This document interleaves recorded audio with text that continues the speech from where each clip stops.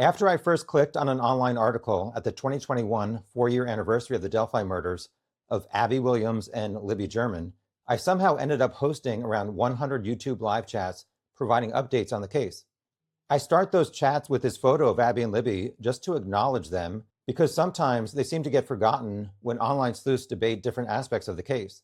Justice for Abby and Libby has been a popular phrase over the last 8 years, and some people have used justice for Richard Allen because they think he's innocent. I attended Richard Allen's trial in Delphi, and after the first few days, I would have voted not guilty. However, by the end, I would have voted guilty. At some point, I thought, exactly what are all the reasons why I would have voted guilty? I need a list. So Mr. OCD and Mr. PowerPoint is back with another Delphi deep dive about why I think Richard Allen is guilty of killing Abby and Libby. So if I was in the jury deliberation room, this is what I would present to my other jurors. Obviously, I would be the foreman, who were undecided, and say, you guys, look at this. It does not make sense. So feel free to write in the comments below what your thoughts are, where you think I might be wrong. However, this video is about what does not add up for Richard Allen, not about the Odinist, Ron Logan, Kegan Kline, Joe Mama. It's about Richard Allen. He was found guilty by 12 people. So I would have voted guilty. What would you have voted? Just a note that some things I review in this video were not available to the jurors to make their decision. Here's a list of topics I'm going to discuss in this video. Timeline, what you doing for 2 hours, 1:27 p.m. car, CPS parking lot, what was Rick doing prior to the trail, Rick's eyewitness descriptions, clothes, was Rick bridge guy, the van, no other suspect adds up as much as Rick, confessions, missing 2017 phone, other suspicious evidence, and finally, conclusion. Previously, I did a video asking how did Richard Allen not see Bridge Guy and the 4 girls at the start of the trail, if he left around 1:30, because his statements about who he did and did not see does not add up, and even more facts were revealed at the trial that indicate he was lying about his noon to 1:30 timeline. This is an overview of what I'm going to review in this timeline section. Rick gave 3 different timelines in 5 years. What you doing for 2 hours? The 1:27 p.m. car on Hoosier Harvester camera lines up with Rick passing the 4 girls leaving the trail. Rick parked next to the CPS building. Betsy saw a car next to CPS at 2:15, but not at 12:02 or 1:15. Rick passed girls at the start of the trail in the same area Bridge Guy did around the time Rick would enter the trail if he parked around 1:30. Bridge Guy was seen on Platform 1 of Monon High Bridge. Rick's 1:30 arrival adds up to Betsy saw Rick. Rick said he saw an SUV and sedan at the Mears lot when he left, but Betsy said no other car was parked next to hers. Rick did not see 4 girls between 12:30 to 1:30, nor Betsy from noon to 1:15. He should have. Between 1:30 to 3:30, Rick did not see McCain, Pearson and Hicks, Mills and Duncan, Odinist, Ron Logan, Kegan Kline, his dad, or Libby's dad, and none of those people saw Rick. Some people claim there were tons of people and teenagers out on the trail that day. So in 90 or 120 minutes, how did Richard Allen only see 3 people and nobody saw Richard Allen? 3 different timelines in 5 years does not add up to Rick telling the truth. Well, that depends on which of his timelines you think is truthful and which 2 are lies. Why is an innocent person lying and changing their timeline? Behind door number 1, we have Rick going to the Carroll County Sheriff's Station on February 16th, 2017, stating he was on the trail from 1 to 3 p.m. This was 3 days after 2 girls were murdered near a trail and bridge that Rick was also on around the same time. You would think that someone would be freaked out by that and remember when they were there. Behind door number 2, 2 days later, on February 18th, DNR officer Dan Doolin was given the police lead sheet and called Rick, who said he was driving to the Save-A-Lot grocery store and could meet him there. He told Dan Doolin he was physically on the trail from 1:30 to 3:30. Doolin noted Rick's timeline changed by a half hour later. Timeline door number 3. 5.5 years later, on October 13th, 2022, Rick said he was on the trail from around noon to 1:30.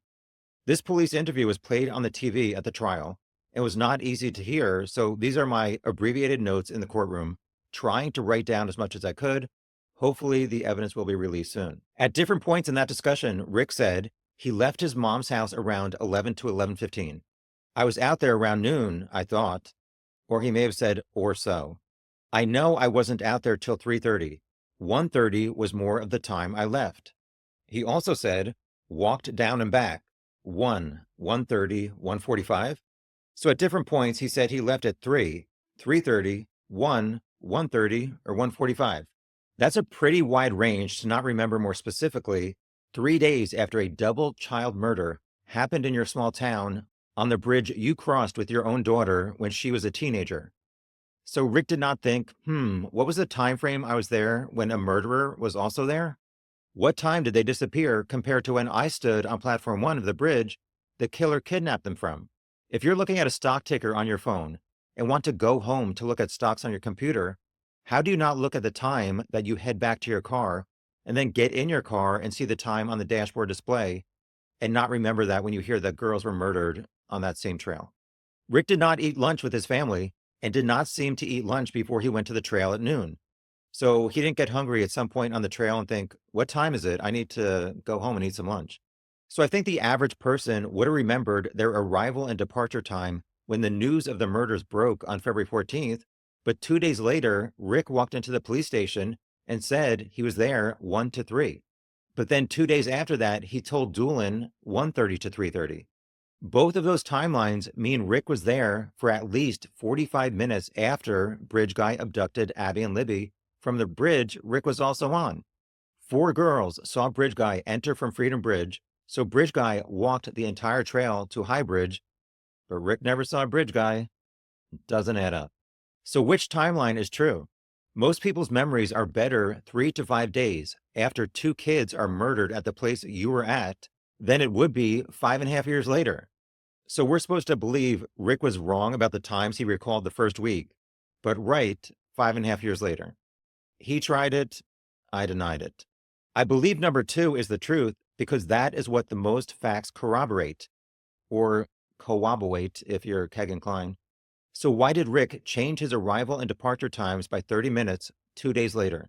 Did Rick drive by Hoosier Harbor Store sometime on February 16th, 17th, or 18th before talking to Dan Doolin and saw a camera pointing toward 300 North and was worried that video evidence may show he was not being truthful about arriving at 1 o'clock? Next up, whatcha doing for 2 hours? Twice in the first few days, Rick told police he was there for 120 minutes. Then in 2022, he said 60, 90, or 105 minutes. An important thing to remember are Rick's statements of what he did during that time. He parked at CPS, walked from Freedom Bridge past young girls to platform 1 of Monon High Bridge to look at fish, then sat on a bench overlooking Deer Creek for a few minutes, then walked back to his car. This webcam from Indiana Packers showed that it snowed on February 8th and 9th, which then made Deer Creek muddy on February 13th. So how long are you sticking your head over platform 1 hoping to see fish before you get bored, your neck hurts, and you go sit on a bench for a few minutes? So I tried to break down how much time would he have spent doing those activities. It takes about 15 minutes to walk from CPS to the start of Monon High Bridge. So an approximate total of 30 minutes going to and from High Bridge.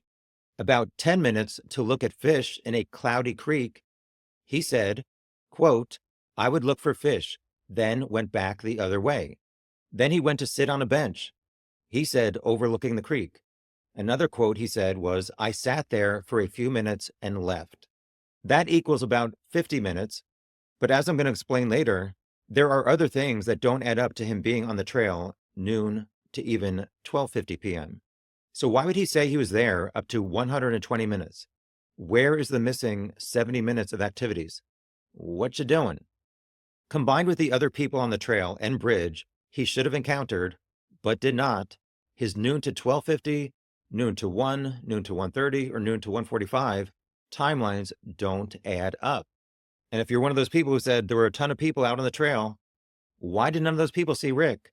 Why did Rick only see 3 girls, even if you want to say he was only there for 45 minutes? Next topic, the Hoosier Harbor Store camera captured a car at 1:27 p.m.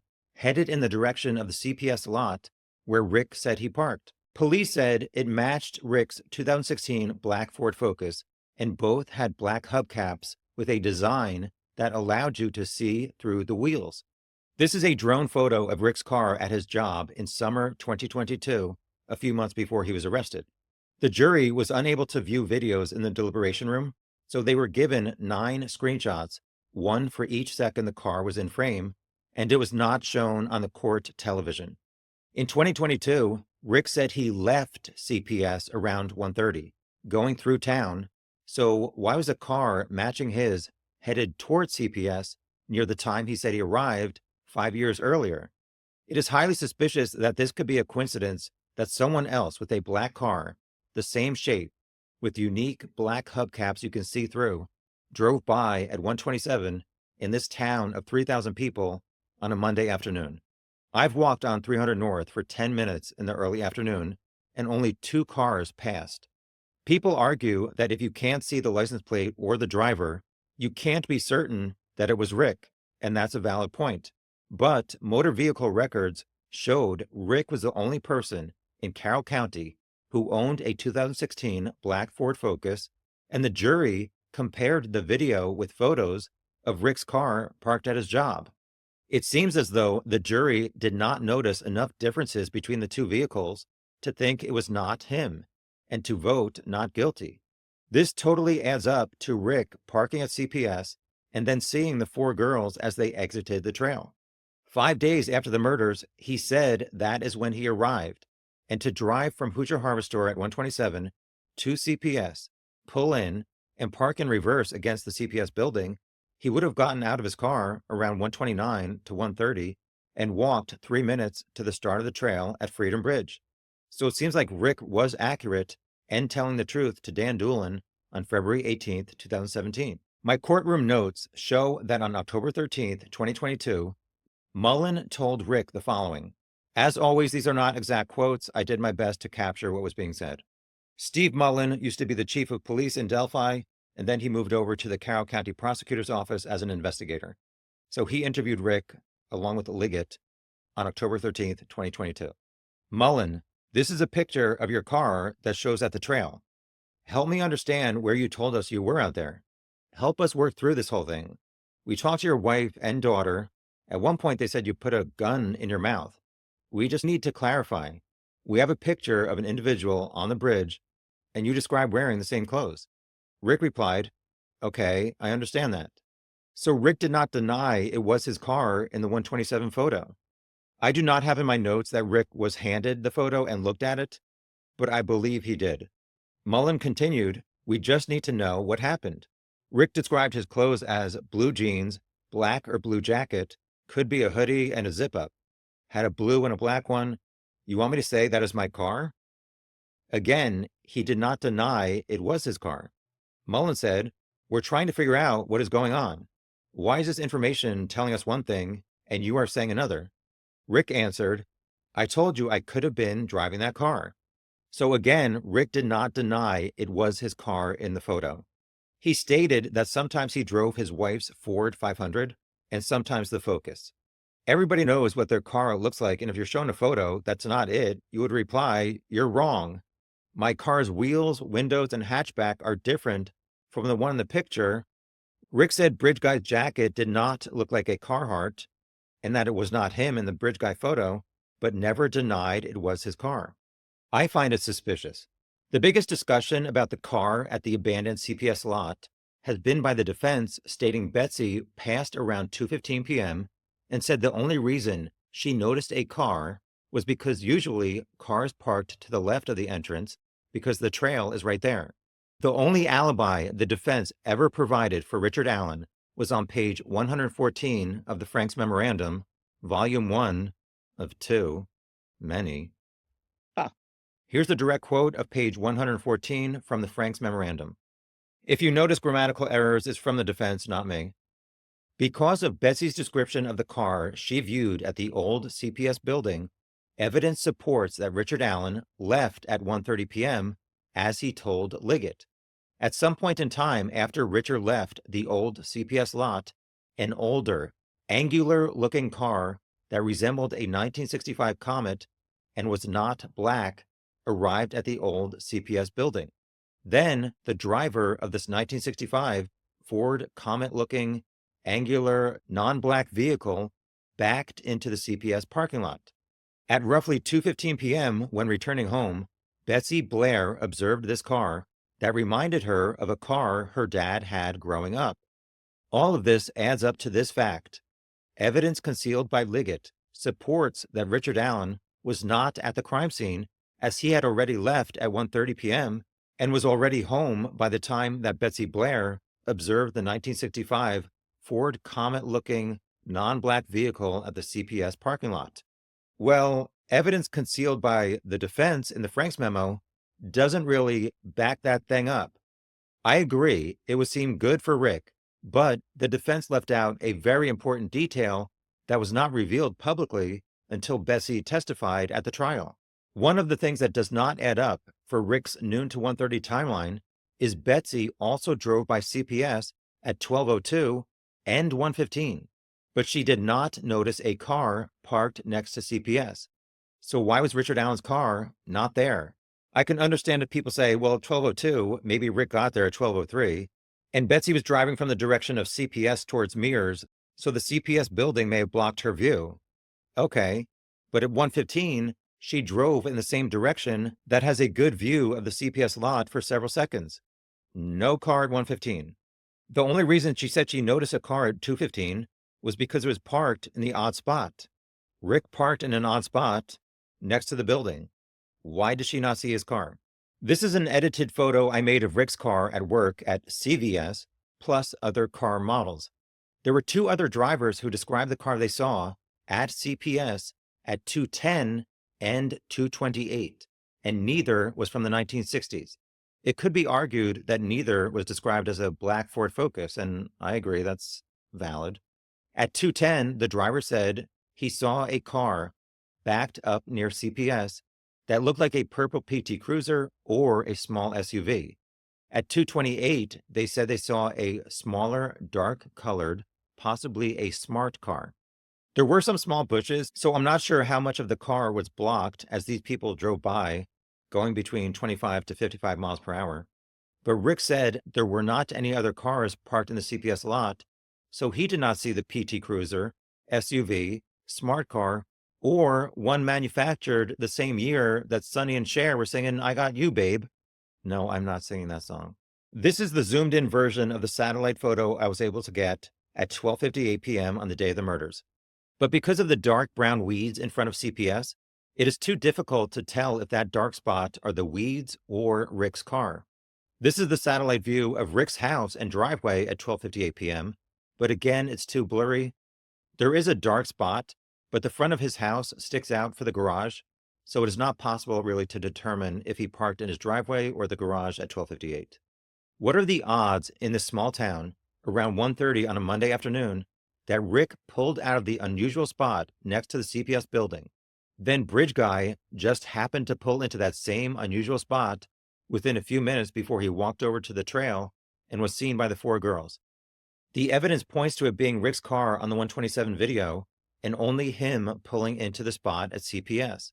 If that 127 video ever comes out, you know I'm going to compare it to Rick's car at CVS.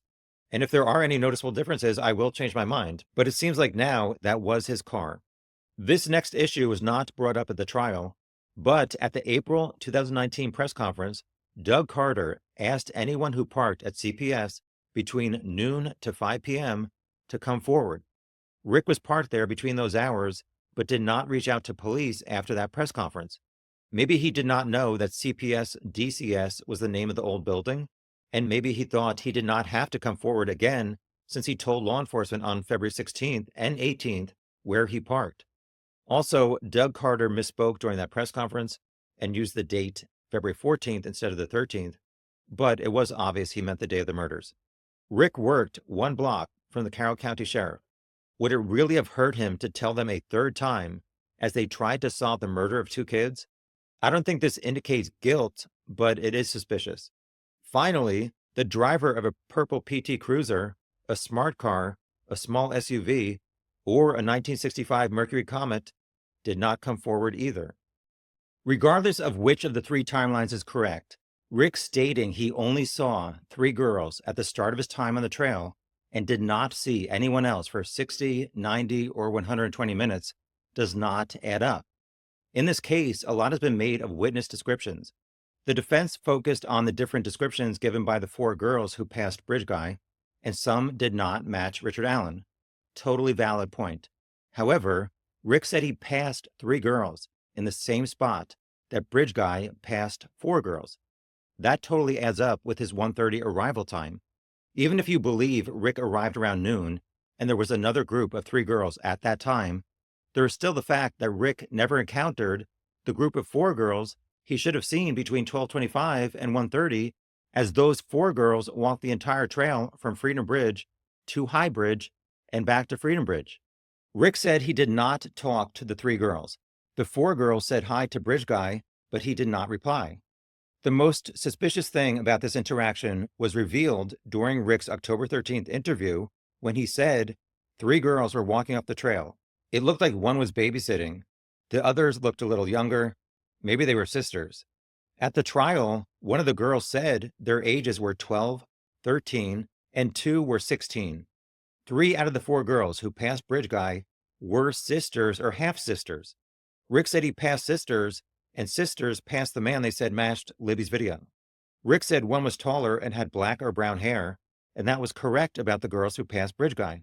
So was Rick lying about there being 3 of them, or was he looking down and his head covering and hood blocked his view as the girls were staggered on the narrow trail to make room for him to pass? Police interviewed everyone on the trail, and if there was a separate group of 3 girls who said they passed a man around noon, police would know. And it seems like one of the reasons they arrested Rick is because they knew there was not a group of 3 girls at noon who described passing someone like Rick. It seems like some people who believe Rick is innocent claim there was a group of 3 girls that Rick saw, who then went to City Park to play basketball. But these Facebook posts between a few girls and Libby's aunt Tara reveal one girl stated, "We were by there today. They, Abby and Libby, were there when we were playing basketball at City." She wrote CUTY, but she meant to type City Park, which is about 15 minutes walk to Freedom Bridge. So those girls never went to the trail. They never passed Richard Allen. People can argue maybe another group of 3 girls never came forward, but if 2 girls around your age are murdered on the trail that you were on and the killer has not been caught, you really don't keep that to yourself. Obviously, Sarah Carbaugh kept information to herself for about 3 weeks, but she eventually came forward. The group of 4 girls took a series of photos that documented the times they were at different locations. 12:25, they took a photo at Freedom Bridge. 12:43, they took a photo at Monon High Bridge. That totally adds up because it takes about 15 minutes to walk from Freedom Bridge to High Bridge. After they hung out at Monon High Bridge, they took a small trail down to the creek and came back up that same way, and then walked from High Bridge to Freedom Bridge. The 4 girls passed all 6 benches and did not see Rick when he said he was on the trail on Platform 1 of Monon High Bridge and a bench overlooking the creek, which I assume is bench number 6 at the Mears intersection, but it's not so far off the trail that 4 girls would not see someone sitting on it. I don't think Rick sat on any benches on February 13th, 2017. One girl said they passed other people in addition to Bridge Guy as they left, so Rick did not see those other people either. The ages and identities of those people was never revealed, and Betsy said there were no cars at Mears at 12:02, 1:15, 1:46, or 2:14, despite Rick saying there was a sedan and SUV there. It should be noted there was no mention of Betsy and the 4 girls seeing each other between 12:25 and 1:15, but the 4 girls went to Monon High Bridge and took a shortcut next to the High Bridge down to the creek and returned that same way, so it appears they just missed Betsy several times as she was also taking the lower 505 trail as part of her exercise route. I did some calculations and it does seem possible they did miss each other. However, it does not seem possible that Rick missed the 4 girls and Betsy and other people. Nobody saw Richard Allen, whether it was from noon to 1 or 1:30 or 1 to 3:30. He's short, but he's not that short. Betsy was on the main trail from approximately 12:05 to 1:10 doing loop-de-loops, and the 4 girls covered the entire trail and bridge Rick should have been on, twice. They did not see Rick, unless he was bridge guy, entering soon after 1:30. So how did 5 females not see Rick and he did not see them between noon to 1:30? Because Rick didn't get there until he parked at CPS at 1:28. 3 days and 5 days after the murders, Rick said he was there at 2:13 when Abby and Libby were abducted, and at least another 45 minutes until 3 o'clock. But he never saw them or Bridge Guy. During his October 13th, 2022 interview, Mullen asked, "Did you see anybody else?" Rick replied, "If I did, it didn't click with me. I may have. The only ones I remember were the 3 girls. They obviously stood out. I assumed she was watching them, in charge of them. I don't really remember seeing anyone else. Just remember seeing a couple cars, a sedan and SUV. Mullen, you said you were there on the bridge? Rick, not many people saw me unless they walked behind me. That seems like an odd answer, but I guess he could be saying since he only saw 3 girls approach him, they were the only people who saw him unless it was someone behind him that he did not see. But the problem is there were people on the trail who should have seen him between noon and 1:30, but they didn't, and he didn't see them. It does not add up to Rick telling the truth that he was there noon to 1:30. Next topic, I've talked about what does not add up, but what does add up is that Betsy saw Rick on platform 1. Betsy testified she went to the trail often to exercise and always did 3 loops on the trail, what I refer to as loop-de-loops.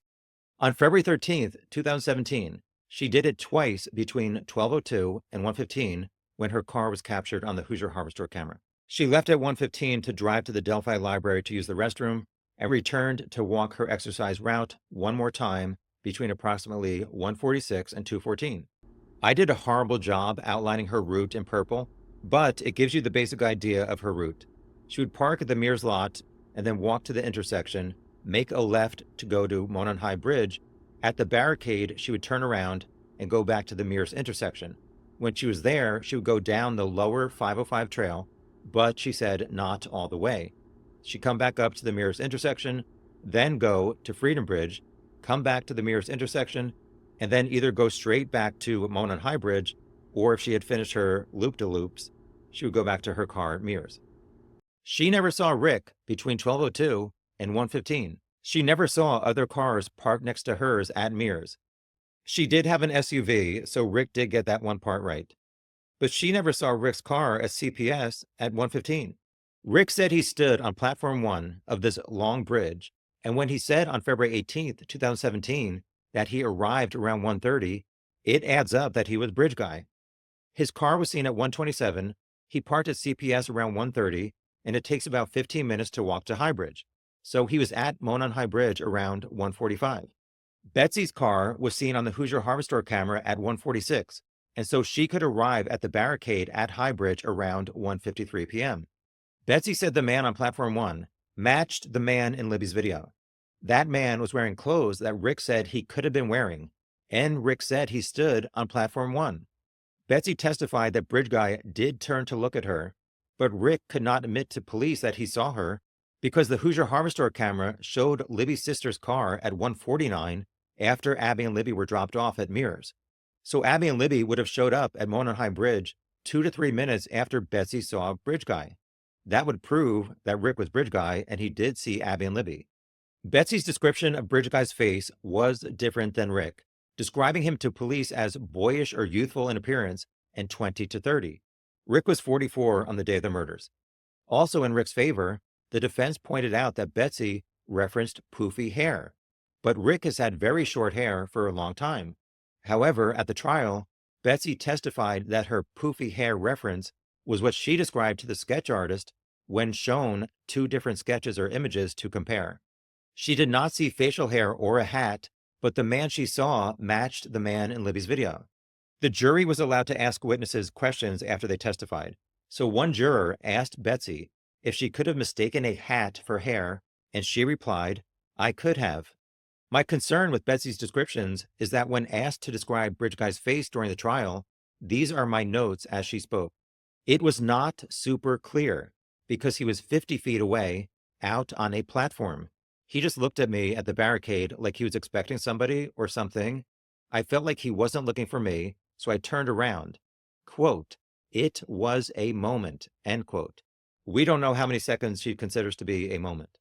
There's an app called Google Earth, and they have a 2017 image of Monon High Bridge that shows Platform 1 and the barricade are approximately 124 feet apart. And the afternoon sun could have possibly affected Betsy's sight. She was probably in her 50s in 2017, and she testified she wears contacts. I'm not saying people in the 50s are blind. In May 2024, I had someone stand at the start of High Bridge and film me near where Platform 1 used to be. And that person stood even closer than the old barricade. Then I stood at the start of the bridge, and I could not make out the facial features of the person I had stand near Platform 1. And I was staring at them for more than a moment, trying to determine how accurate of a description I could give of their facial features.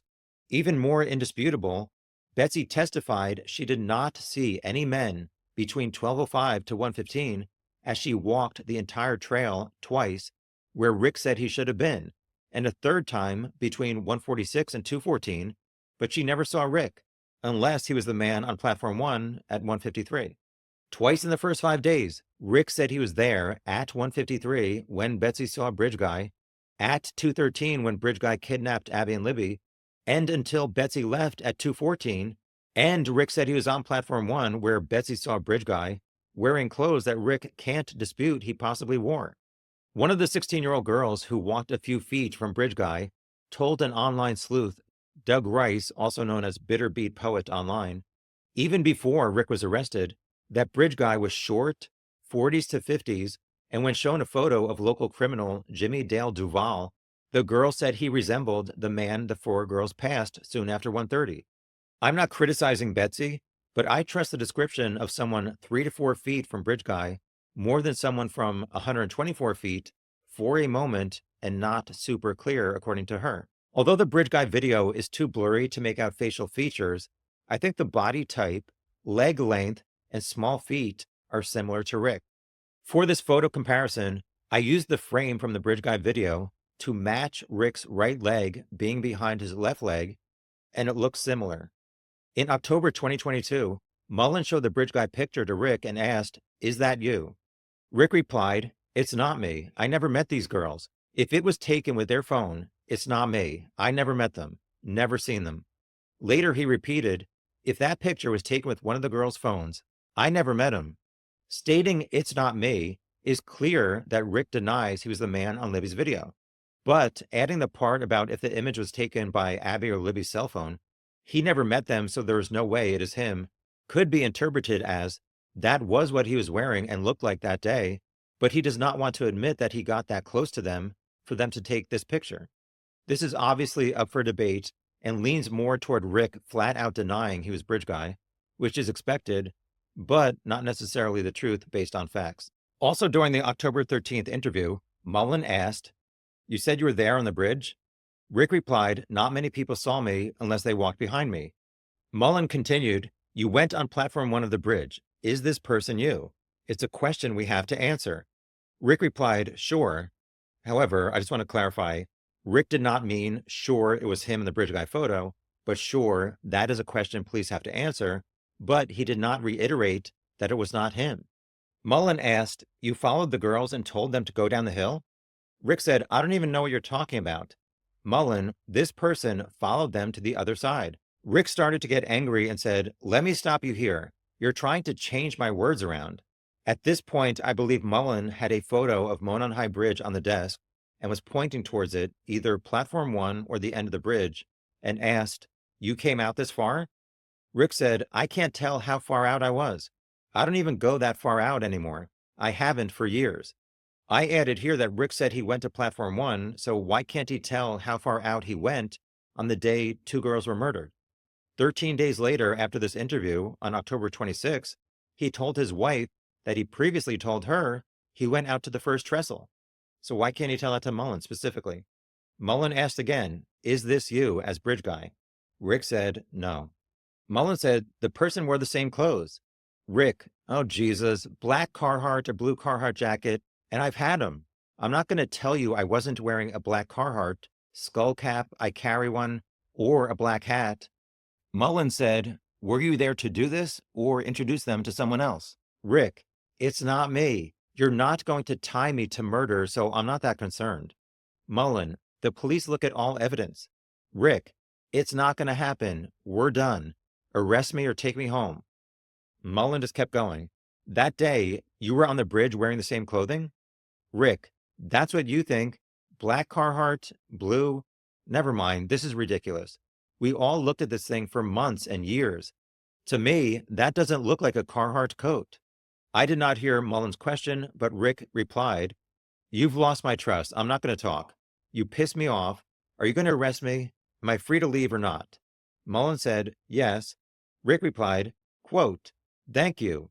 You're an asshole. End quote, as he walked out of the interrogation room. These are the notes I wrote down after viewing this video in court. Nothing in Rick's demeanor or words seemed guilty, but his voice was close to Bridge Guy. Plus, he said the three girls appeared to be a variety of ages and sisters, and they were actually sisters and 12, 13, and 16 years old. He said he sat on a bench near the creek, but no one saw him and he didn't see anyone. Betsy and the four girls were all over the trails and bridge and did not see him. Despite my initial reaction and Rick's denials, the facts add up to Rick was Bridge Guy. Later, I'll get to the part where Rick told about 30 people, including his wife and mother, that yes, he was Bridge Guy. Next, I want to explore Rick arriving at the trail at noon, 1 or 1:30, and how it corresponds with his earlier activities. On the way home from his mom's house, he got a 6-pack of beer and drank 3 at home before he bundled up and went to the trail. This could add up to him having over an hour at home, eating lunch, and drinking before he drove past Mears at 1:27. If he left his mother's house around 11 to 11:15, which is about 40 minutes from his home in Delphi, stopped to buy beer, and drank 3, could he still get to the trail by noon? I'm sure some of you viewers chugged 3 beers in college or high school or maybe even middle school, but the 1:30 arrival time adds up more than noon. But why would Rick take the longest 10-minute route to the trail when there are 6 and 7-minute options that he told Mullen he usually drove? Maybe while he was home alone at lunch, drinking 3 beers, he was also watching some videos that gave him an urge to commit a sexual crime. He did say that he was a sex addict. The local school was closed Friday and Monday. So did any kids come into his work at CVS on Friday and Rick found out they had a 4-day weekend and maybe he thought teenage girls would be on the trail on Monday when he was off? I don't know. But maybe he wanted to drive that longer route to see if there were other people on the trail, and he knew that the CPS lot was the least used lot and had a view of the large lot on the opposite side of Hoosier Heartland Highway to see if there were cars over there, but he wanted to drive past the Mears lot first to see if anybody else was parked there. Okay, maybe I'm channeling my inner Jessica Fletcher a little too much, but I think it's possible. Why else would his car be seen coming from that direction at 1:27 p.m.? Did he not want his car to be on camera in the town of Delphi? And probably drove home on Hoosier Heartland Highway for the same reason. And he saw people at Mears Lot around 4 o'clock as he walked on 300 North. There was a long list of businesses in Delphi who police captured surveillance video from, and it does not seem like any of those cameras captured Rick's car driving through Delphi around noon or 1:30 or after 4 p.m. on the route he said he took. October 13th, 2022, Mullen said, help me understand Monday, February 13th. Rick said, I went to see my mom in Peru, Mexico, early in the day. My mom had hip surgery. My wife was working, so my sister and I went to spend the day with my mom. They went to lunch and I went home. I remember it was warmer than normal. I put a jacket on and went back out to the trail and walked to Highbridge. I left my mom's around 11 to 11:15. I was out there around noon, I thought. I walked to Highbridge, walked out a little way to see fish, walked back, sat on a bench that overlooks the creek, sat for a few minutes, walked back out, and left. Google Maps shows it is 39 minutes from Mexico to Rick's house. Peru, next to the same area, is 41 minutes to Rick's house. So I tried to calculate how all of this adds up. If he left his mom's house around 11 to 11:15, he would have gotten home around 11:45 to noon. He said at home, put a jacket on. That takes about 5 minutes. I'm just curious, why wasn't he wearing one when he left in the morning? So between noon to 12:20, he could have drove 6 to 10 minutes to the trail. But law enforcement had surveillance video from a lot of businesses in Delphi, and it does not seem like it showed his car going through town around noon or home around 1:30. Let's just assume the cameras were broken and he actually did go noon to 1:30. So Rick could have arrived at CPS around noon, but he didn't eat lunch with his family. And in 2022, he said he was on the trail noon until 1:30, but never mentioned when he ate lunch, just that he stopped at home, got a jacket, and left. I know a lot of you have watched my other videos, and I'm always concerned, like, when did Rick eat lunch? What did he eat? Did he get something from home? Is there a credit card showing that he got lunch later on? Apparently not, because he's in prison. So on October 13th, Rick described the weather as warmer than normal. It was a nice day and fairly cool. Wonderground is a website that has historical weather, and it shows at 8:45 a.m. in nearby West Lafayette, it was 27 degrees. So why would Rick go to his mom's without a jacket if it was that cold? I'm not saying that makes him guilty, but why not go from his mom's straight to the trail instead of stopping at home for a few minutes to put a jacket on? At 11:54 a.m., it was 38 degrees. Tony Liggett testified he described he went home to get his jacket, which was a blue or black Carhartt, and he kept a skull cap in his pocket of his jacket. I believe that was Liggett's recollection of Rick's October 13th interview, but I don't recall Rick stating the only reason he went home was to get his jacket, just that he went home and put a jacket on. I don't know. Is it like going to the restroom at home and then leaving? I'm not sure what happened. Maybe police should have asked some more detailed questions. Rick's actions between leaving his mom's and arriving at the trail are not certain, so this is not really a factor in me voting him guilty, but the 1:30 arrival time makes more sense after going home and drinking 3 beers that then lead him to being intoxicated and making a horrible decision on the trail, bridge, and in the woods. Next topic, Rick's eyewitness descriptions. We love eyewitness descriptions. On October 13th, 2022, Rick said, I walked down the trailhead. 3 girls were walking off the trail. It looked like one was babysitting, looked a little younger. Maybe they were sisters. I didn't really see anyone. I sat on a bench close to the creek bed. When I left, I saw 2 vehicles at the farmer's entrance pulled right next to the trail. Mullen said, You mean the Mears lot? Rick said, The farmhouse is across, that's all I knew. Mullen asked, Did you see anybody else? Rick, if I did, it didn't click with me. I may have. The only ones I remember were the 3 girls. They obviously stood out. I assumed she was watching them, in charge of them. I don't really remember seeing anyone else. I just remember seeing a couple cars, a sedan, and SUV. Rick later said, I didn't park at the farmer's entrance. There were a couple vehicles there when I left. So 5.5 years later, Rick remembered glancing over to the Mears lot, and the vehicle types were a sedan and SUV. Later on, I'll discuss why that's significant. Betsy did have an SUV, but both Rick and Betsy did not see any other adults on the trail who could have driven a sedan that parked next to her.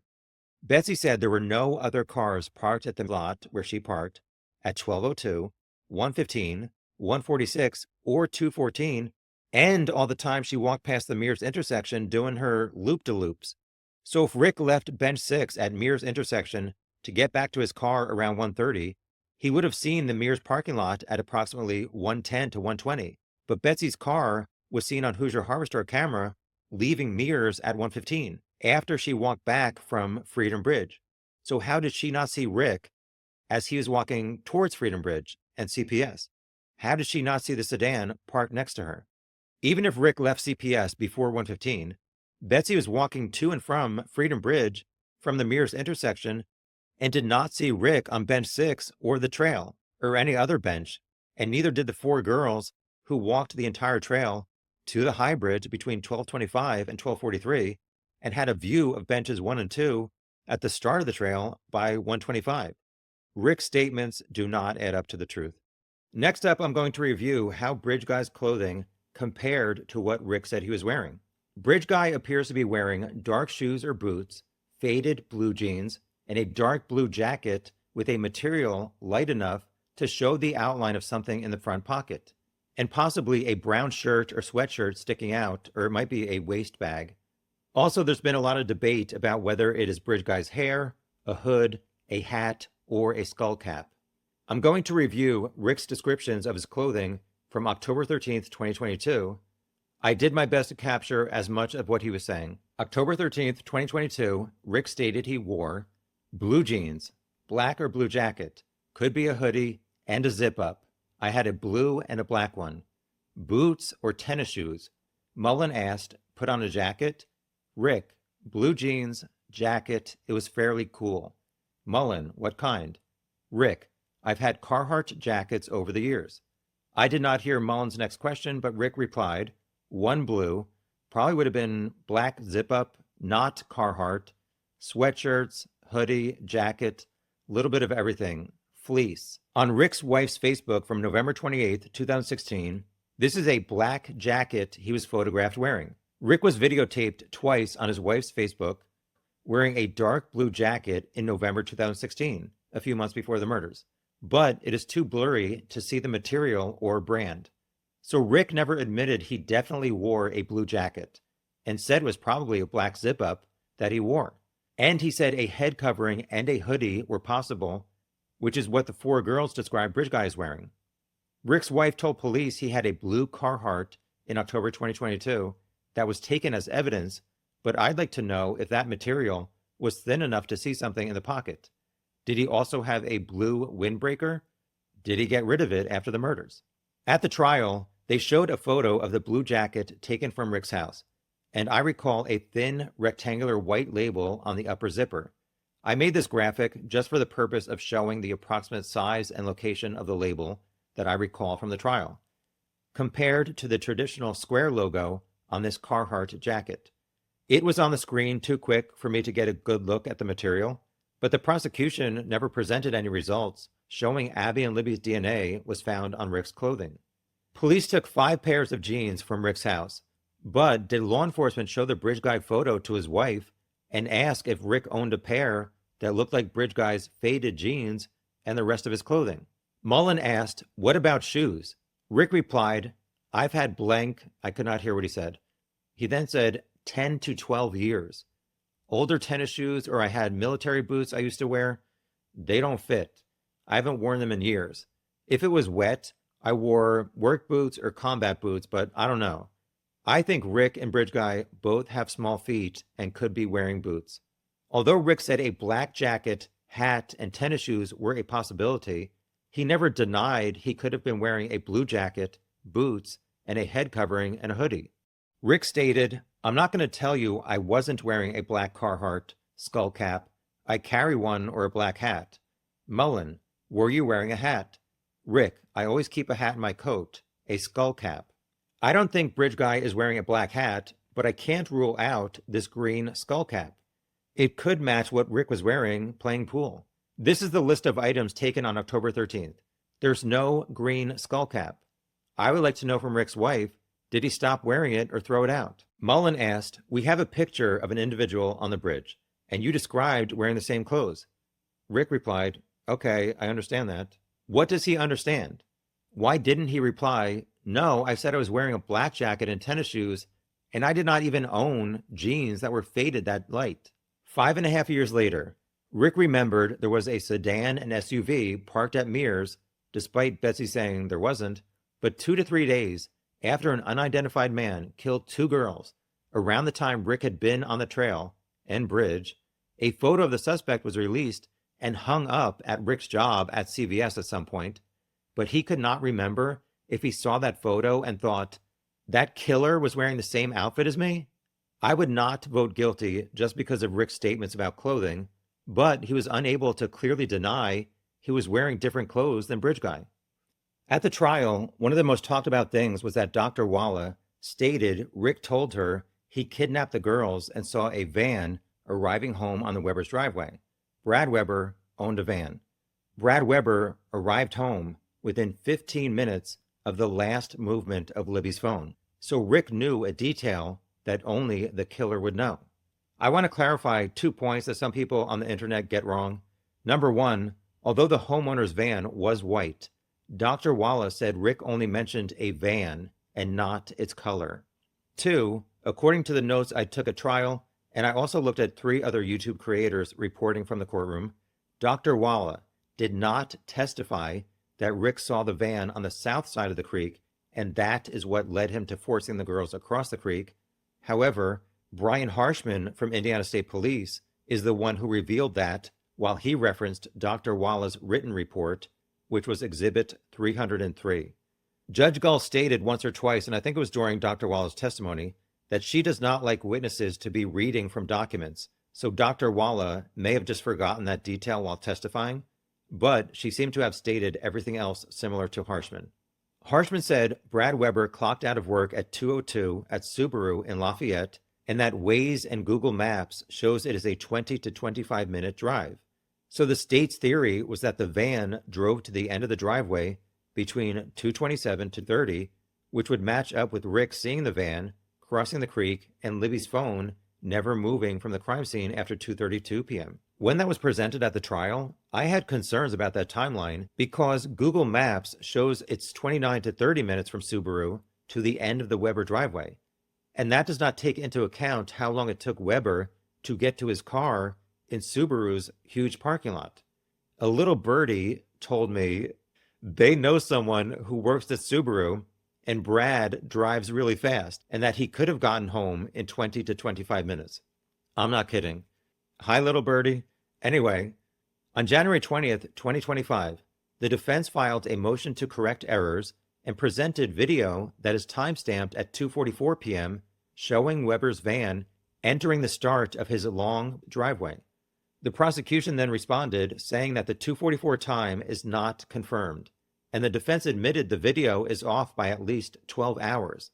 This goes against the story in Walla's report and the timeline the state presented to the jury, but it does not exonerate Rick.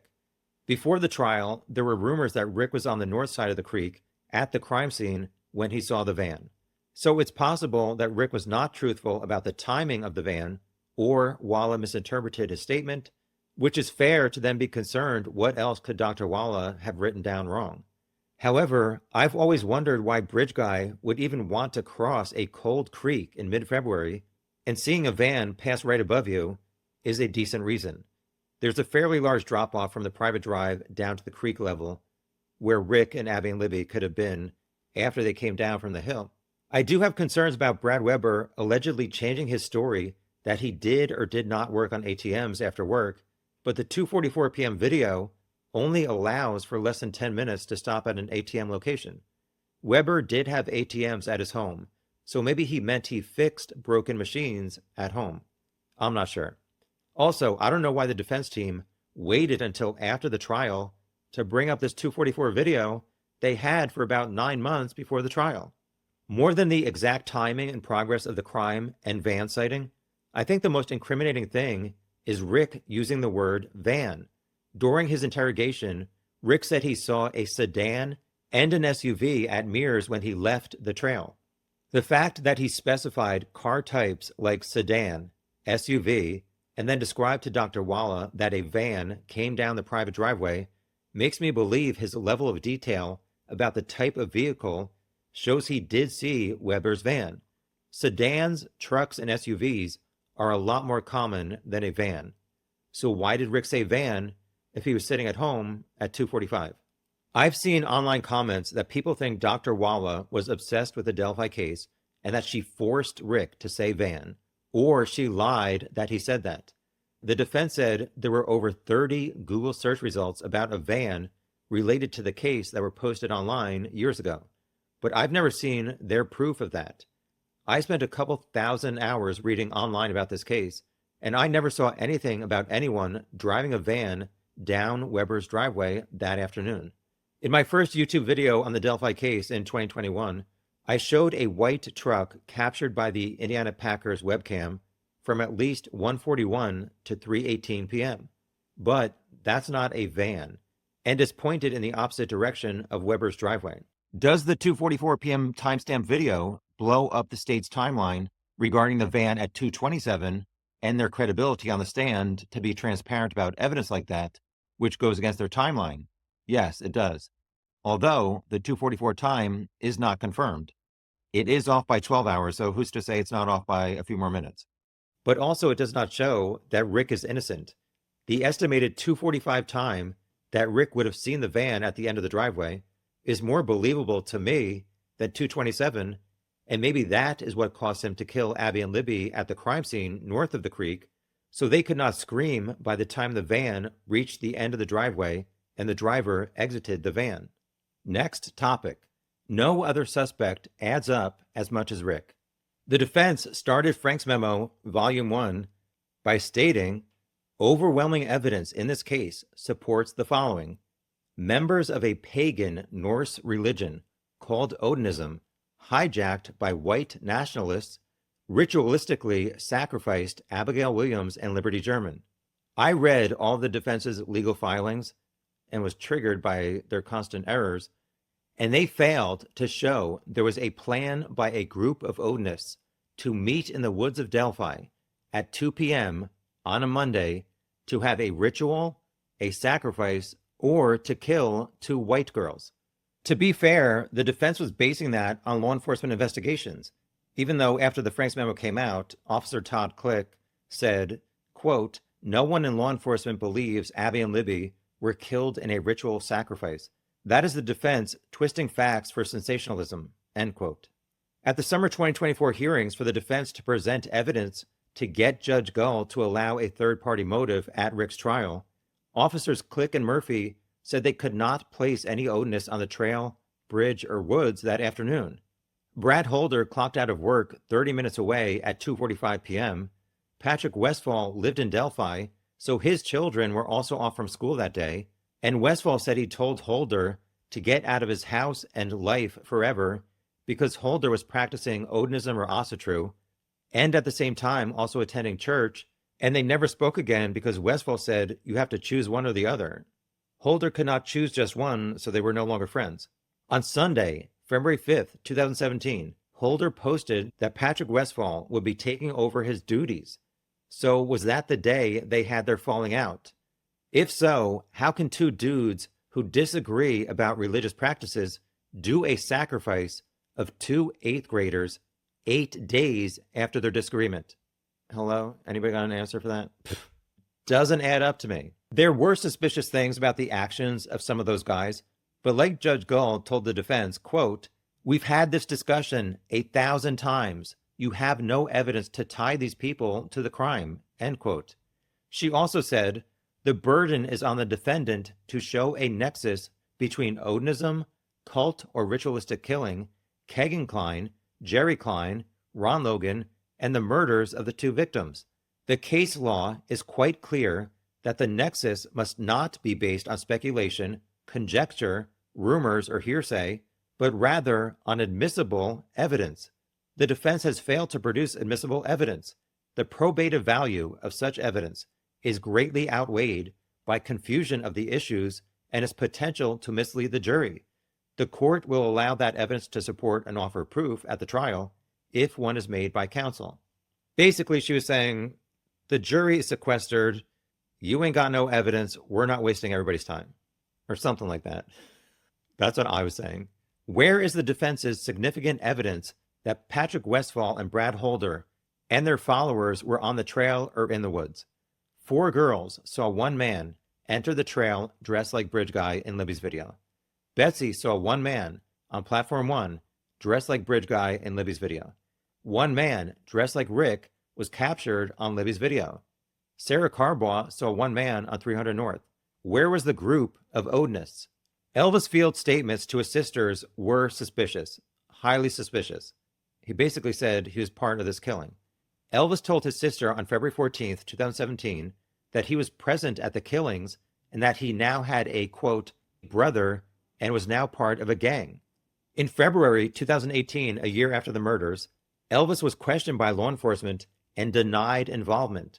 But after being dropped off at his trailer by an officer, he walked back to the police car and asked the trooper if his spit was found on one of the girls, but he could explain it away. Would he still be in trouble? Elvis admitted to a different sister that he had spit on one of the girls.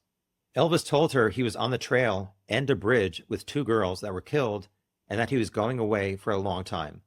However, no man's spit was found on the girls. Also, Elvis does not look like Bridge Guy, and this is a video where he is speaking. I ran on your head. Oh, well, I'll smack your mama. Richard Allen sounds like Bridge Guy. Elvis Fields does not sound like Bridge Guy. He sounds like he's auditioning for a reboot of Hee Haw. Also, Elvis lived 2 hours from Delphi. After the Franks memo came out, Elvis posted on Facebook, like Tony Klein, he does not use any periods or commas. Let me say something. I never had a vehicle at that time, for one. It's slandering. Two, how the blank can I be at that place? Piggyback on a turtle? How smart are some people? It's over 200 miles away. My turtle has a 4-barrel, which means like a car part. It's illegal, Indiana, to slander, by the way. Ain't it? Somebody help me. I have a degree in English, so this is really triggering for me. Also, I heard someone say, I don't care who it is. I hope it's someone. I'm just doing my job, slandering by illegal rights in the state of Indiana. So my translation of that is, February 2017, he did not have a car, and he's saying, like, what did I do? Take a turtle 200 miles away?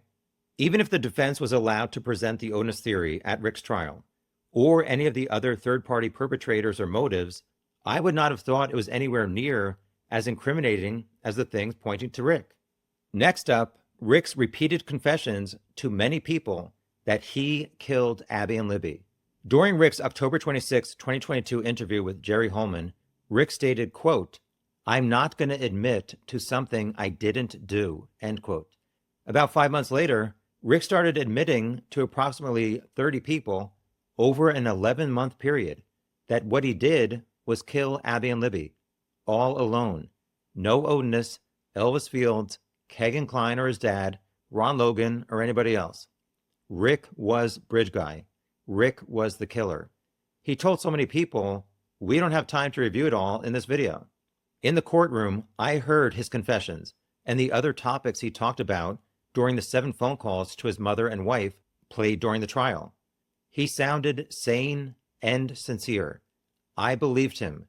2 of the most important people in his life, his wife and his mom, did not believe him and repeatedly told him to stop talking. It came across as him trying to convey that he was being honest with them finally, and they told him to stop talking and that he was wrong. I wanted to try and break down the time period Rick started telling people he killed Abby and Libby compared to his mental health diagnosis. Dr. Walla testified, Rick received legal papers around April 5th, 2023, and started confessing and acting odd. On April 28th, she did not see Rick as being in a psychotic state, but she also testified that brief psychotic disorder can last up to a month, and Rick may have had it from the beginning of April to the beginning of May. Dr. Martin is the Westville psychiatrist. He said April 13th was the height of Rick's psychosis. He saw Rick on May 2nd with no signs of psychotic behavior. So before he was psychotic, April 2nd was the phone call to his mom. How many times did Rick confess to family and Westville employees after April 28th? 15 times over 9 months and 2 facilities. In April, the 29th. In May, 1st, 2nd, and 3rd. The 3rd was the most detailed confession to Dr. Walla. The 9th. On the 10th, he made 2 phone calls to his wife. She rejected him in the 1st, and she rejected him in the 2nd. Also, May 11th, 17th, and 18th. June 5th, 11th, 20th, 21st. Finally, February 4th, 2024, when Rick had been at Wabash Prison for 1.5 months and not in the solitary confinement at Westville. I mostly want to focus on the confessions, but I think it's important to hear that Rick became religious on March 21st, 2023, and then started confessing. I'm going to try and consolidate Rick's conversations as much as possible to save time in this video, but I want people to be able to pause the video if you want to read the phone calls in their full context. So I will just read the yellow highlighted parts. As always, when I was in the courtroom, I did my best to capture what was being said, so not everything is a direct quote. I have no hidden agenda here to alter these quotes. My overall impression of the 7 phone calls to Rick's wife and mom was that he sounded 100% normal and honest. There were only about 4 statements that went against that. On April 2nd, he told his mother, "I haven't slept." May 10th to his wife, "I think I might be losing my mind, but I'm not sure. I don't know what's going on here. I'm going to lose my mind. I've been asking for personal visitation. It feels like it's taking forever. I just need to let you know and didn't know how." June 5th to his wife, "It feels like I've lost my mind and I'm living in hell." June 11th to his wife, "I don't know what I'm doing. I feel like I've lost my mind." Maybe he lost his mind because he was alone in a cell, or because of medication, or maybe he lost it realizing when a jury sees the evidence and finds him guilty, he'll have to endure the Westville prison conditions for the next few decades until he dies. That might upset somebody. The earliest phone call played was November 14th, 2022, about 2 weeks after he was arrested. This conversation was with his wife. "Rick, I don't want to upset you anymore. If this becomes too much for you, ... call them. I'll tell them whatever they want me to say. I'll just say it. I don't want you to worry about me. All I do is worry about you." Later, Rick asked his wife, "Did you go back to work?" Kathy, his wife, replied, "No, they don't want me there. They are afraid for me." Rick replies, "I understand. I'm sorry, baby. Just one more thing I effed up for you. I just love you so much." Before this phone call played, I wrote in my notes, "Does Rick sound like Bridge Guy? Yes or no?" After hearing the phone call, I circled yes. The next phone call was April 2nd, 2023, to his mother. This was 2 to 3 days before Rick received legal papers and started acting odd. He does not confess in this phone call, but I think the references to him finding the importance of religion sets up that he then started being honest and revealing he is guilty. Rick sounded happy and normal at the beginning of the call as they talked about the weather. Again, to save time, I'm just going to read the yellow highlighted parts. This is not an official transcript. It is what I tried to capture when it was played in court. Here we go. Rick's mom's name is Janice. Rick said, "If you talk to Kathy, tell her I'm okay." So on April 2nd, Rick said, "I'm okay." He then asked, "You going to church today?" Janice, "Yeah." Rick, "Where?" Janice, "The old Roxy Theater in Peru." Rick asked, "How did I not know you've been going that long?" Janice, talking about God, "He's been in my life for a reason, all these years." Rick then started crying on the phone, and he said, "That's good to hear." Janice, "I'm glad. I would not have made it through all of this." Rick, "Did Kathy tell you the other day I accepted the Lord Jesus Christ as my Savior?" He was crying as he said that. Janice, "Oh, I didn't know. That's wonderful."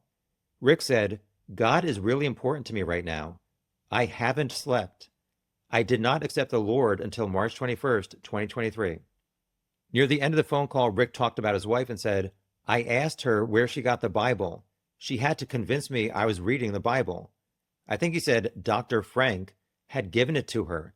Today I called her to make sure she called Dr. Frank to thank Dr. Frank for saving my life." He was crying. They then say, "I love you," and goodbye. This next phone call was to his wife on April 3rd, 2023. Rick sounded sad, but normal and sane. "Kathy, are you there?" Rick, "Yes, babe." "Kathy, what's going on?" Rick, "I just want to apologize to you." Kathy, "For what?" Rick, "I did it. I did it. I killed Abby and Libby." In the courtroom, I noticed Rick was nodding his head yes at this moment. Kathy replied, "No, you didn't." Rick, "I don't know why." Kathy, "No, you didn't. You're not blank." I could not hear the word she said. Rick, "I did it." Kathy, "No, you didn't. Why would you say that?" Rick, "Because maybe I did. I think I did." Kathy continued, "They have done something to you." Rick, "I think I did." Kathy, "Why would you say that?" Rick again said, "I think I did. I don't know." Kathy, "You don't know. Exactly. They're screwing with your mind." Rick, "I just wish they'd kill me or let me apologize to the families." Kathy says, "Don't talk anymore, okay? Don't talk anymore." She was crying. That was the end of the phone call. Rick immediately confessed at the beginning of this phone call, indicating he had been in his cell thinking about it and wanting to tell his wife, and she immediately shut him down. I was really disappointed that the prosecution at the trial did not show video of Rick in his cell before, during, and after these confession phone calls to maybe indicate what his behavior was like to show if he was stressing about making these phone calls. The next phone call was May 10th, 2023, 11:05 a.m. to Rick's wife. Rick again sounded normal. This is 8 days after Dr. Martin said Rick was not being psychotic. They exchange hellos, and then Kathy says, "Are you doing okay, hun?" Rick says, "I might be now." Rick continued, "I think I might be losing my mind, but I'm not sure." Kathy, "I think we've all lost our minds at this point." Rick, "So I can trust Brad and Andy then?" His two defense attorneys. Kathy replied, "Yes, you can, sweetheart. There are attorneys. Let's not talk about anything we don't need to." Rick replied, "Well, I need to tell you something anyway." Kathy, "Are you sure you want to say it on the phone?" Rick, "I have to." Kathy, "Okay." Rick, "I need you to know I did this." Kathy, "No, you didn't. There's no way." Rick, "Will you still love me?" Kathy, "I will always love you, but no, you have not done anything. You're not well and don't need to be saying something you didn't." Rick continued, "First time I've been able to talk to you. I've been trying forever." Kathy asked, "You are not allowed to call me?" Rick said, "I don't know what's going on here. I'm going to lose my mind. I've been asking for personal visitation. It feels like it's taking forever. I just need to let you know and didn't know how." There was a message saying 1 minute remaining on the call. Rick said, "I'm just trying to be at peace with things." Kathy replied, "You're dreaming things. Don't be talking about anything negative on the phone like that." Rick said, "But I have to let you know that I did it, hun." Kathy said, "No, you didn't. There's no way." End of call. On this phone call, Rick did not sound impaired, psychotic, or like he lost his mind at all. He was concerned about the consequences of revealing the truth. His wife shut him down again and said he was wrong and didn't do it. I'm not going to act like I know Rick better than his wife of 30 years or his mother, but I'm just relaying what I heard, and I believe Rick was sane and truthful. Next phone call, May 10th, 2023, 11:15 a.m. was right after that last phone call ended. I will read this call in its entirety. Rick, hello. Kathy, hey. Rick, hey, it's me. I need to know if you still love me, baby. Kathy, yes, dear. Rick, and everybody else will as well? Kathy, yes. Rick, I may have to spend the rest of my life here. Kathy, that's not true. Rick, you don't understand. I just got to know that everyone's still going to love me because I may not be able to see you one last time. You understand what I'm saying? When Kathy starts crying and talking soft, it's very hard to hear her. So these next three things she said, I could not hear. But Rick's replies were, "It's true, honey. It's true. Yes, I am, honey. Will you still love me if I get the electric chair?" Kathy continued crying. Rick, be there for me. Kathy said, "This isn't right." Rick, "Okay, honey, I did it. I did it, baby." Kathy, "Stop." Rick, "I cannot stop." Kathy continued crying. Rick, "I killed Abby and Libby, dear." Kathy, "Stop." Rick, "I was trying to let you go." Kathy, "Stop. We're going to be back together." Rick, "Are you always going to love me no matter what?" Kathy was crying on the phone and in court, and her face was in her hand. Rick, "Will you always love me, baby?" Kathy said, "Please stop talking," and that was the end of the call. Yeah, I know. I need to work on my dialogue skills before I can audition to be a soap opera actor.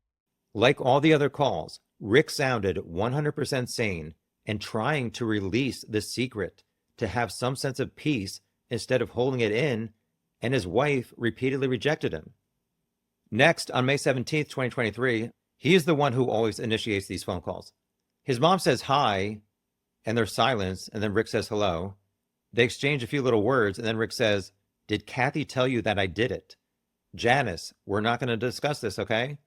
Silence from Rick. Janice, "Are you there?" Rick, "Yeah, I'm still here." Janice, "We love you. You know that, don't you?" Rick asked, "Regardless?" Janice says, "Yes." Rick's regardless was like, regardless of me saying I killed 2 kids? Rick continued, "I'm just worried you guys aren't going to love me because I said I did it." Janice, "Ricky, you're not in a good place. We love you. Just because you said you did it doesn't mean you did it." Rick, It does when I did. Janice, don't talk like this. I think they're just messing with you. Rick, no, Mom, they're not. I could not hear the next two lines, so his mom continued, I just know you don't have it in you to do something like this. You're not that kind of person. Rick, Mom, I wouldn't sit here and say I did it if I didn't do it.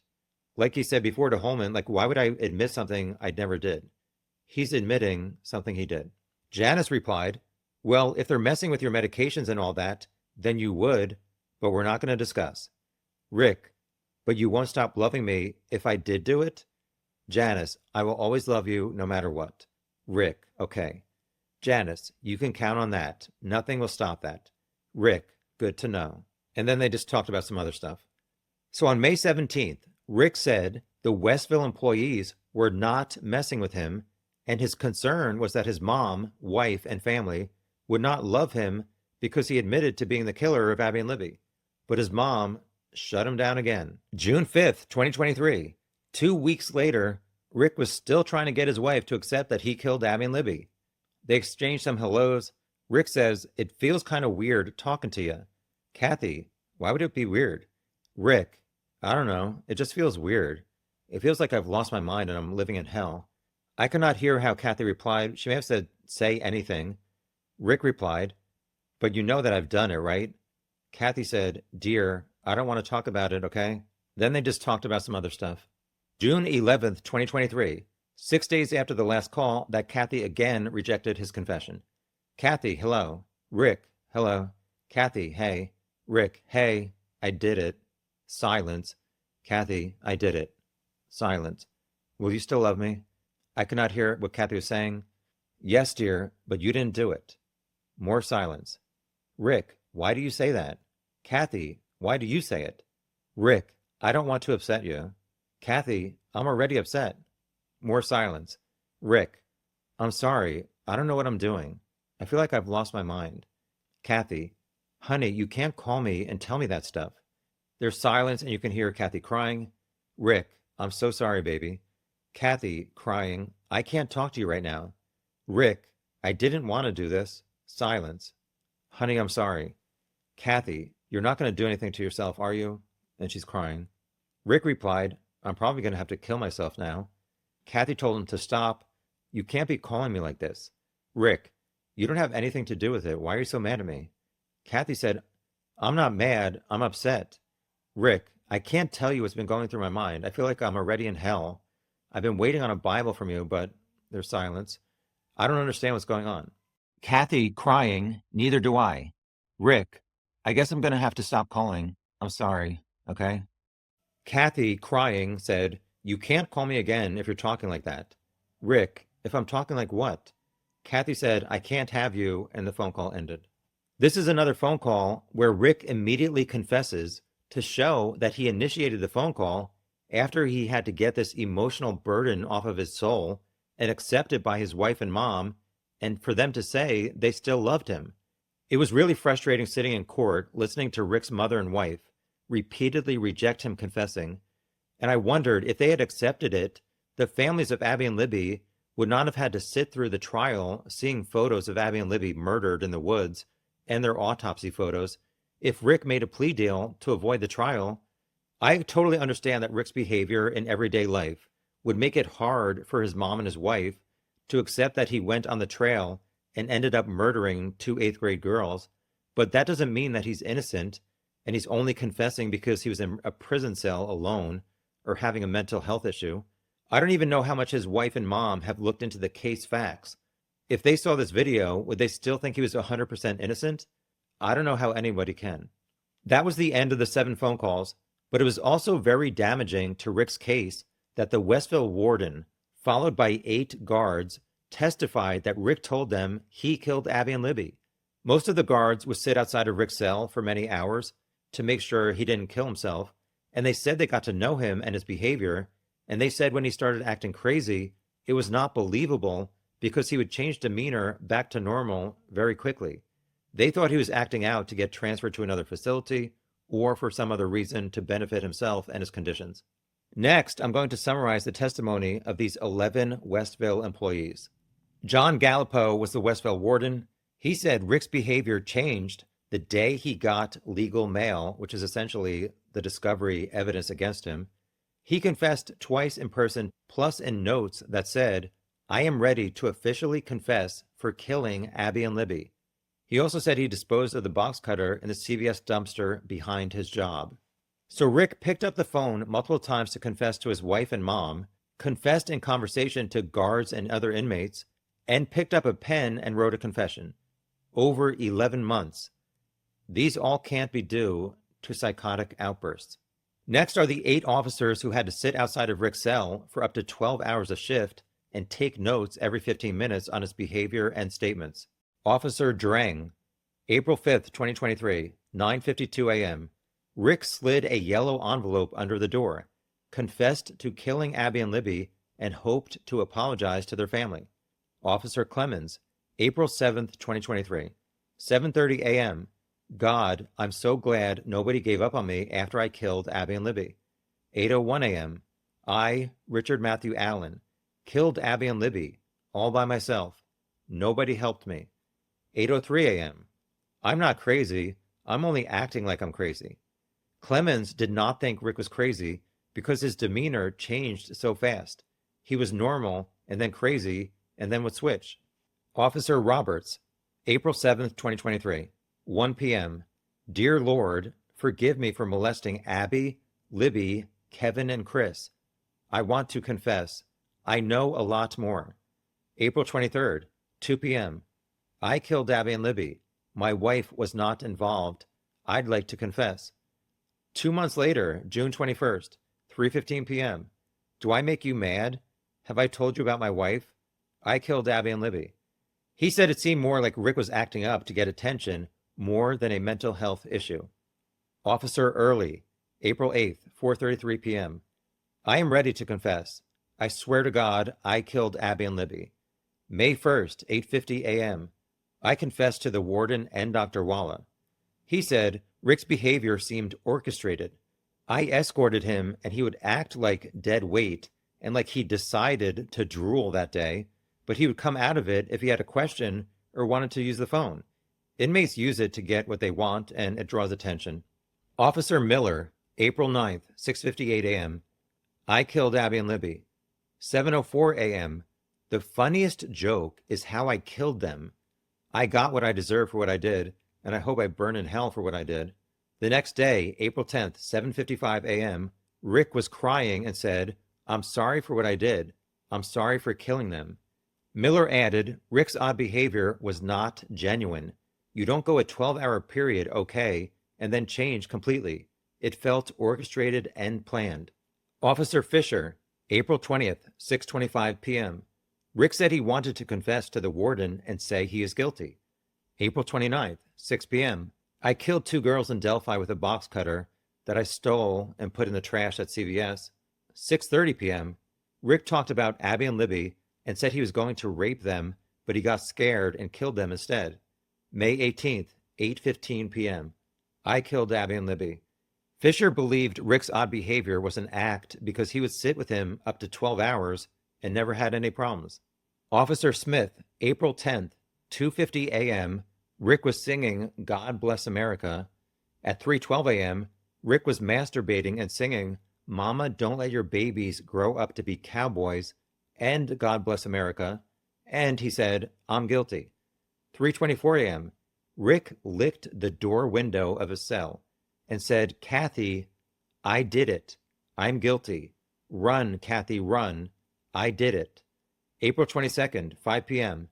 I killed those girls, so I have to kill myself.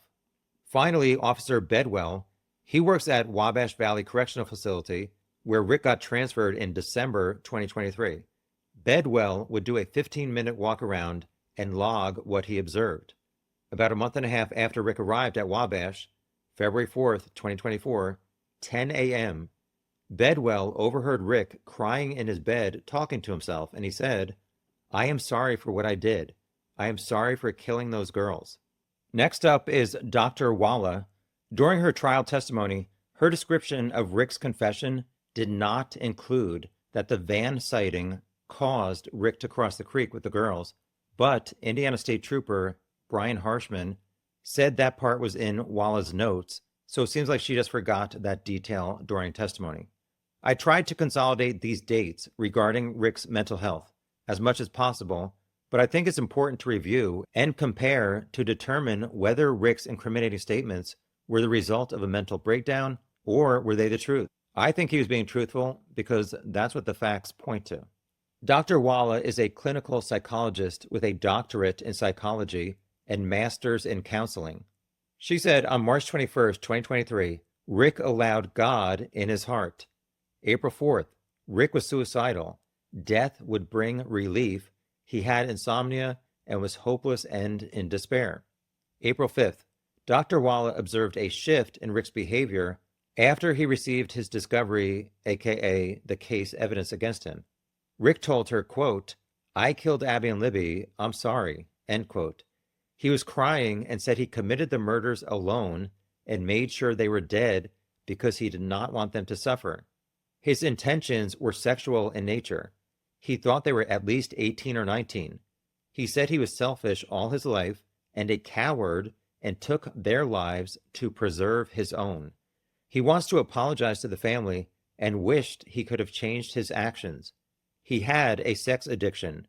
Maybe he had been molested as a child or molested his sister. He was experimenting with males and females his age as a child, and that's where the problem began. April 7th, Rick was being more blatant in his feigning and faking symptoms and memory loss. April 12th, Rick was constantly naked, rolling around and touching his genitals. She felt like he was acting odd in order to get something. Next day, April 13th, Dr. Walla was informed Rick's behavior was escalating and he was laying in and consuming his feces. He was changed from close to constant observation by the guards, and they noticed an emotional breakdown linked to discovery and felt like he was exaggerating. Rick had little to no sleep since April 4th. Doctors decided to give him an involuntary injection of Haldol. April 17th, Rick was acting bizarrely but stopped when Dr. Walla walked away, like he was just doing it to get her attention. He said he just wanted to tell the truth. After he received the April 14th medication, there was some improvement. He got better sleep and had no hallucinations, but had paranoia and grossly disorganized speech. April 20th, Rick's cognitive issues worsened. April 21st, Rick had bizarre behavior and Dr. Walla did not think it was genuine. April 25th, Rick wanted an in-person visitation with his wife and to be transferred. April 28th, Dr. Walla arranged a visit with his wife. Also, Dr. Walla did not see him as psychotic. May 2nd, Rick's ability to communicate was very tangential and focused on concepts. He did not present as psychotic. His behavior improved. That same day, he said, quote, "I killed Abby and Libby. I will kill everyone. I will wipe out the whole world and start World War III. Is it okay to kill myself?" End quote. May 3rd, Walla testified that brief psychotic disorder can last between 1 day, but less than 1 month. Dr. Walla believes Rick experienced it from the beginning of April to the beginning of May. On May 3rd, Rick wanted to call his wife and confess. He said he saw his parents and they went out to eat, so he opted to get a 6-pack and drank 3 beers. He went home and bundled up and saw Abby and Libby and followed them to the bridge. He did something with a gun and the bullet fell out. He was going to rape them and thought they were older. He saw a van that scared him and did not follow through with the rape.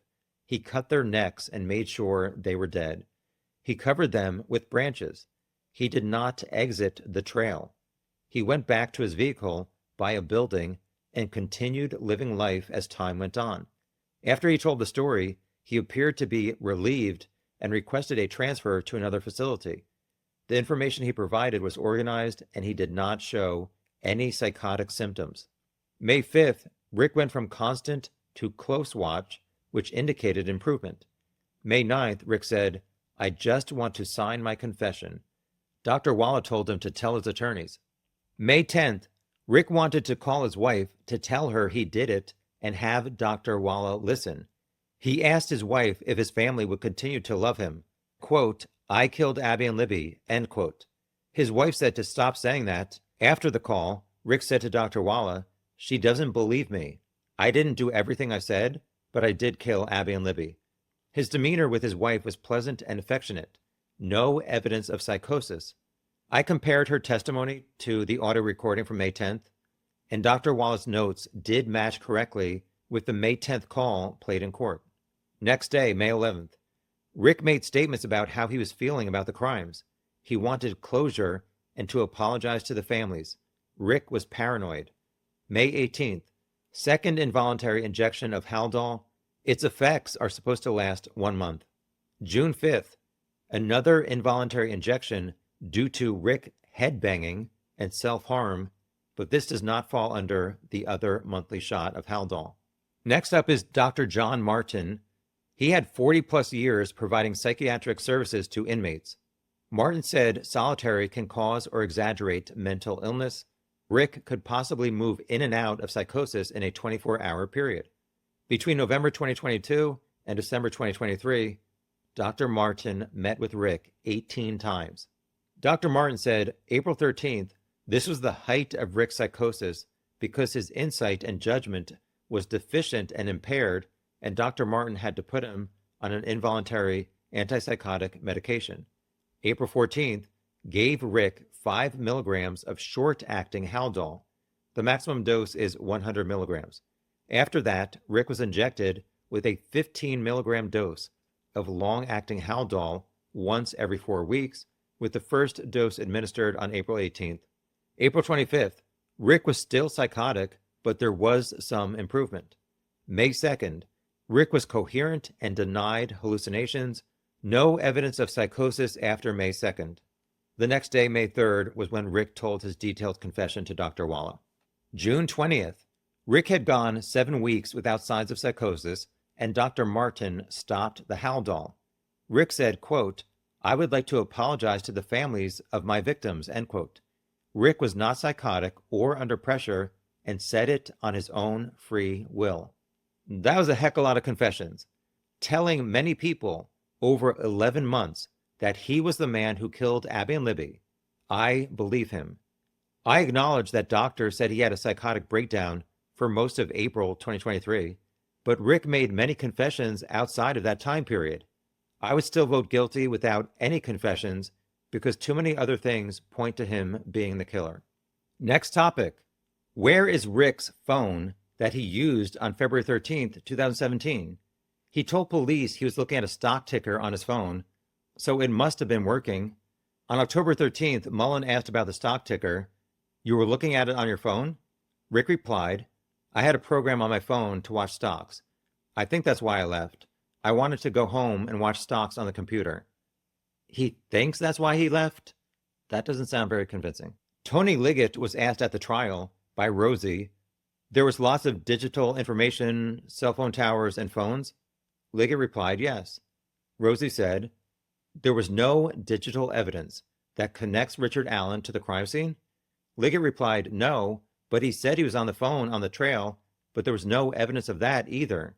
It was never revealed what that means regarding phone data, geofencing, or pings, but it doesn't sound good for Rick's innocence or truthfulness. On October 13th, 2022, after Mullen asked Rick where his 2017 phone was, Rick replied, she, his wife, recycled it by now. "I've had this." Rick held his phone. "It's been a few years now, several years. I know since that time, I know I've gotten something, not a super long time." Mullen asked, "Can we look at your phone?" Rick said, "My wife will know where it is. She recycled them." A few hours later, police searched Rick's home and took 14 to 16 old cell phones. I'm not sure if the 2 AudioVox devices were cell phones. So why did Rick and his wife not recycle 14 plus phones, but did recycle the phone Rick had the day of the murders? What did Rick say to his wife on October 13th, 2022, or to his defense team while he was miserable in a prison cell to try and find that phone, to extract data that proves he was home between 2 to 4 p.m. and not Bridge Guy? It seems like Rick, his wife Kathy, and the defense did nothing to get that phone to prove his innocence. If it was not a huge priority for Rick to find that phone, To me, it points to him not wanting it to be found because he's guilty. Next up, other suspicious evidence. Did Rick tell his wife he was on the bridge or just the trail? During the October 26th meeting with Jerry Holman, Rick's wife was alone with Rick after she had been asked questions separately by another officer. Then they were together in the interrogation room and it was videotaped. There have been some misquotes online, such as his wife stating, quote, "You didn't tell me you were on the bridge," end quote. Rick's wife was crying and had a soft voice, but the notes I wrote down while the video played were, "Kathy, a witness said it was you there. How do they know it was you? Were you on the bridge?" Rick replied, "I told you that I was on the bridge, out on the first trestle." Or he said, "I told you then I was on the bridge, out on the first trestle." I couldn't hear. In 5.5 years, did they not discuss what he did and saw when he was on the trail at the same time as a murderer and 2 victims? The first week, he told police he was there until 3 or 3:30. Did they also not discuss it in the 13 days since their home was raided with Rick as a suspect? If Kathy knew Rick was on the bridge, why would she even have to ask, "Were you on the bridge?" Inquiring minds want to know. Soon after he was arrested, Rick wrote a letter where he twice said he was throwing himself at the mercy of the court so he did not have to pay for an attorney, but he never said, "I'm totally innocent and was falsely arrested."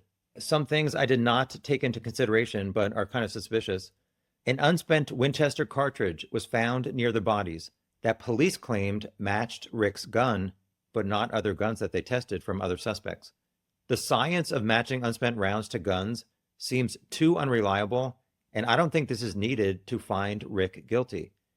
I did think it was suspicious there also was a Winchester round found in a keepsake box next to Rick's bed, but all other rounds for his gun that he had were made by Blazer. Also, Dr. Kaur performed the autopsies and apparently had a revelation in his garage years later that a box cutter could have been the weapon in the case. Rick told a Westville guard he used a box cutter and then threw it in the CVS garbage where he worked. Did the prosecution or police inform Dr. Kaur of Rick's admission before the doctor noticed the box cutter in his garage? I don't think it matters, and I did not put much weight on this detail. Here's my final conclusion. I think the jury realized that when Rick met Dan Doolin 5 days after the murders and said he arrived at 1:30, that is what the facts point to and make the most sense. Betsy drove past CPS around 12:02 and 1:15 and did not see any cars parked there, which obliterates Rick's noon to 1:30 timeline. His car is on video at 1:27, headed toward CPS, not away. He was shown that screenshot and never denied it was his car.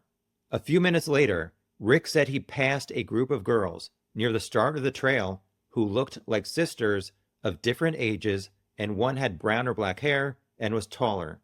Well, there was a group of 4 girls, at least one was taller with dark hair, and 3 of whom were sisters ages 12, 13, and 16.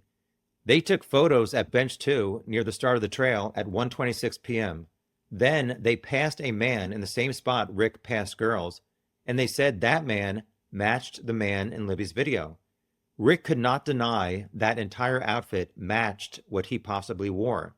That timing adds up that Rick would be in that spot after parking around 1:30 p.m. Around 1:44 p.m., Betsy saw the 4 girls on the overpass walking back to town as she returned to the trail after a bathroom break at the library and stated there were no other cars parked at Mears. Meanwhile, Rick walked about 15 minutes to Monon High Bridge and was on Platform 1 by 1:50 p.m. Around 1:53, Betsy would have reached the barricade before Monon High Bridge and testified she looked at the man for a moment and said he matched the man in Libby's video, but his face was not super clear. Then she turned around and passed Abby and Libby, who were only about 2 to 3 minutes from reaching High Bridge. It's impossible that Rick did not see Abby and Libby. That's why he denied it so much, because it confirmed he was Bridge Guy and their kidnapper and killer. Although there were some witness descriptions of Bridge Guy that don't match Rick, they all said the man they saw matched the man in Libby's video. I believe Rick's body type and foot size do match Bridge Guy. During the October 13th, 2022 interview, I and the jury finally got a decent listen to Rick's voice and felt like he could have been Bridge Guy. Indiana State Police Master Trooper Brian Harshman listened to all of Rick's phone calls at Westville and said he believed Rick's voice matched Bridge Guy. Hey, man, there's Webster coming up. Please leave your message for Rick. Hey. Okay. Rick said he saw a van arriving at the end of the private driveway, and a van arrived within 30 minutes after Bridge Guy kidnapped Abby and Libby. He said he cut their necks and placed branches on their bodies, and that was not public knowledge. Rick confessed to his mom, wife, at least 8 guards, mental health staff, other inmates, and to God.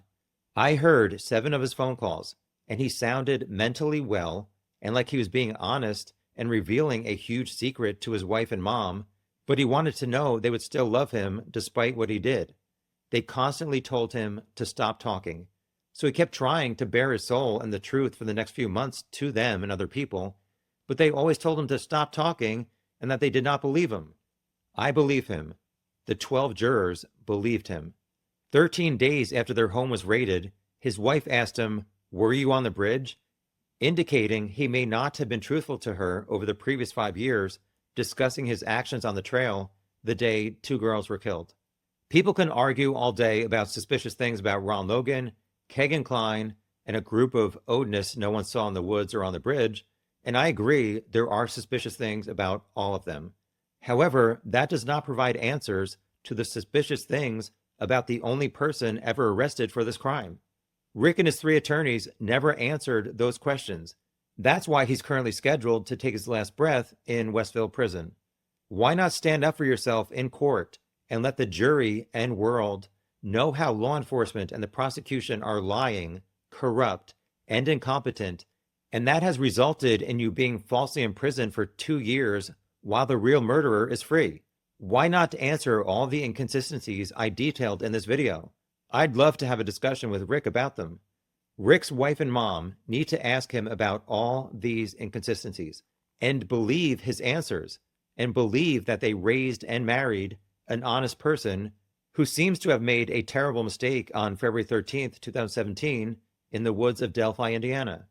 Thank you to the jury for paying attention during this trial and asking witnesses questions to be able to make an informed decision, for realizing Rick's noon to 1:30 timeline does not add up, and for finally getting justice for Abby and Libby. Thanks for watching.